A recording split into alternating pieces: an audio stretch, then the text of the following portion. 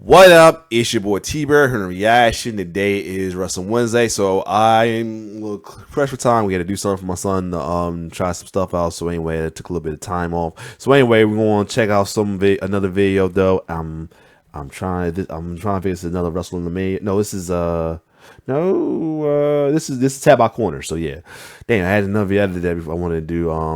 If I had a little time, I might do it. But anyway, this is from Tab by Corner. This is WWE moves that were banned and the real reason why. So a good amount of wrestling moves were unfortunately banned as well too, because of it was deemed too dangerous. It could actually literally hurt somebody, or the gesture wasn't right, or it could have even though it didn't hurt, is the wrong message to give to fans. Don't do that at home. Unfortunately, some fans don't follow that rule, so that's a good reason too. This is definitely probably one of them. That punt kick though, it's a cool move or anything where you love him as a babyface or as a heel, but it's really dangerous to kick somebody in the low right there as well too. I actually remember this stomp, his curb stomp was kind of banned for a good while as well too, because of the bad message it gave as well too, and what a curb stomp meant. Because if you look up curb stomp, if you hashtag a curb stomp or something like that, it's like it gets flagged or something, like not like your hashtag get flagged, but it have like a flag or warning or something like that. So yeah. So other than that, let's get it. Why did WWE ban the punt kick, curb stomp, GTS, and chair shots? I'll be sharing the real chair shots, of course. Had those and other moves banned, but first, let's start with the punt kick. Whoa! With the exception of the RKO, the punt kick is Randy Orton's most iconic move. It was simple, but looked vicious, and that's actually what led it to being banned. Orton has admitted that his boot connected with people's skulls while performing the punt kick. The most famous incident is when Randy performed the move on Vince McMahon. Oh. Yep.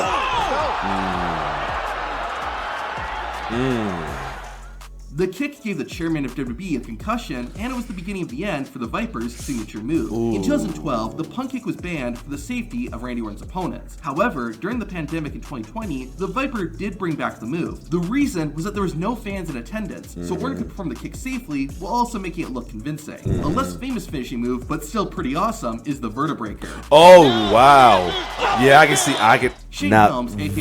can understand why they kind of banned that, but it was a good move. But yeah, shout out to Hurricane, man. The Hurricane used the move while competing in WCW and carried the Vertebreaker over to WWE. However, he didn't get to use it for long. Shortly after arriving in WWE, Helms was told he was no longer allowed to use the move. Even though Helms had never hurt anyone with the Vertebreaker, WWE deemed it too risky. The move requires perfect execution. This thing about it though, good amount. If you, certain moves that you got well known in another company, you're not gonna be able to do sometime in WWE.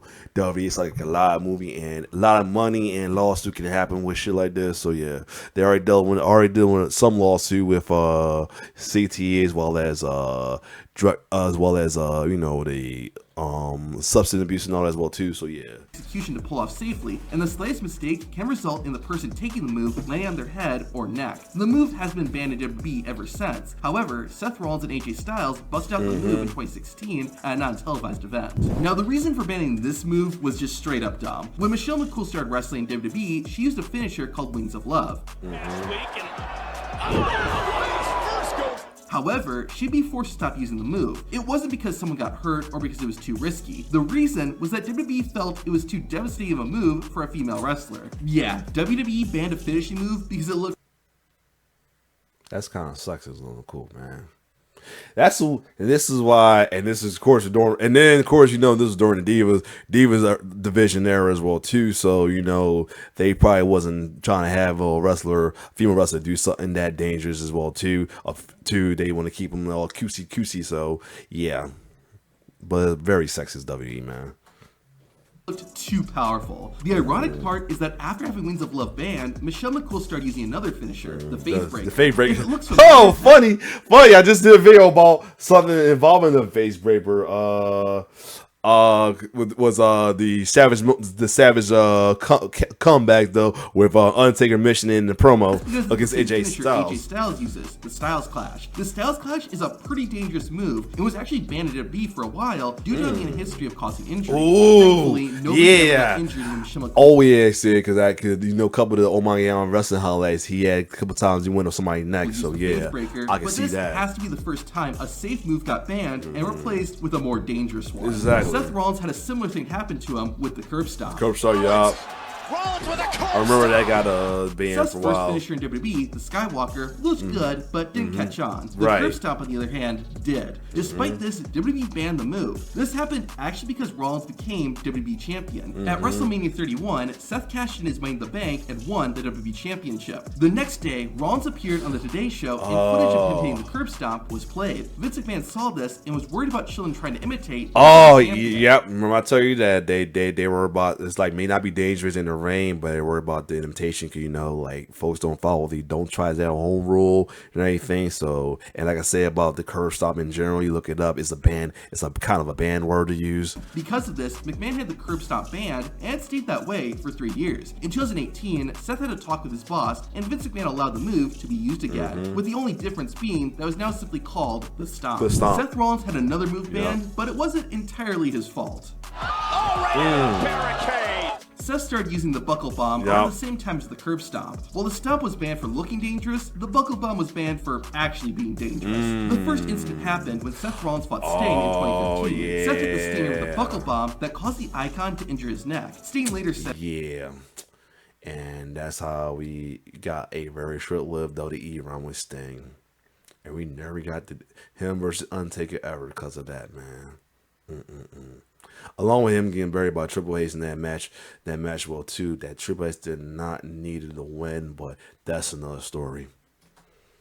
Said it was a freak accident, which is probably why the move wasn't banned on the spot. However, about a year later, someone else would get hurt. At SummerSlam 2016, Rollins fought Finn Balor, crowned the first Universal Champion. Seth hit Finn with a buckle bomb into the crowd barricade, which caused Balor to dislocate his shoulder. That's how he hurt himself and had to relinquish the title. While Finn won the match, the injury forced him to be sidelined for several months. The buckle bomb was still not banned, however, but an incident by another wrestler would change that. In 2020, Nia Jax fought Kairi Sane on Raw. During the match, Nia threw Sane into the turnbuckle. And that's how I got injured. The move caused Kairi Sane to injure her head, leading WWE to ban the move. Like with the stomp, though, the buckle bomb would return. Of course, you know why, because also Nia has been had a record of being dangerous in the ring. A classic wrestling move is the Piledriver. Oh yeah, we know why. Yeah, I know why. The move was a staple of wrestling for years, but got banned in WWE. The ban happened in 2000, a few years after Owen Hart infamously broke Stone Cold Steve Austin's neck. The Rattlesnake said that he could not feel anything from the neck down after the move and thought he would never walk again. Thankfully, that didn't happen, and while Stone Cold did eventually return to the ring, his career was shortened as a result of the botched Piledriver. This incident showed just how dangerous the Piledriver was, and the move has been banned ever since, with a few exceptions, most notably Kane and The Undertaker's Tombstone Piledrivers. The shooting star press might that's why if you notice the shooting star press, they put their knees down first and not like laying the head on the mat as well too, so it won't happen. But yeah, and crazy thing about it, John Moxley almost had the same injury just a minute ago in his match against who was it? Ray Phoenix. Yeah, ooh. Spectacular finisher in all of wrestling. However, there was a time when the move was banned in WWE. Of course, the shooting star press is inherently risky, but there are a few specific incidents that caused WWE to slam the ban hammer. The first was at WrestleMania 19, where Brock Lesnar nearly God. Oh my God, he's fucked that up so badly. Boy, it took me watching his older footage from his OVW days to realize he used to perfect it very well. I think on the Ruthless Aggression series on the network, it was either network or Peacock, but either way, that's why. So I understood why he went for it though. But at the time, you like, what the fuck he doing? But he used to do it in clear pretty good before. That's why he didn't pay attention where the landing was. The near-death experience came as a result of Lesnar having already wrestled for 20 minutes and being physically exhausted. That too. Why the shooting star press was botched. This, on the other hand, was much less excusable. Boy, you landed on his face. A little over a year after the Brock incident, former Cruiserweight champion Billy Kidman legitimately knocked out Chavo Guerrero while performing the shooting star press. Following this, WWE decided the shooting star press was just too high of a risk and had the move banned for several years. The 450 splash got banned around the same time for a similar reason. Ooh, yeah, I see what happened. You see his foot land? Ooh. During a match, Juventud Guerrera accidentally landed on Paul London's face and fractured several bones. It wasn't until wrestlers like Evan Bourne and Justin Gabriel came along that the shooting star press and 450 splash were unbanned. Perhaps Ryder in trouble. Yup, so they did way better and John safer. Cena got a wrestler's finisher banned. The finisher I'm talking about is the Burning Hammer. Okay.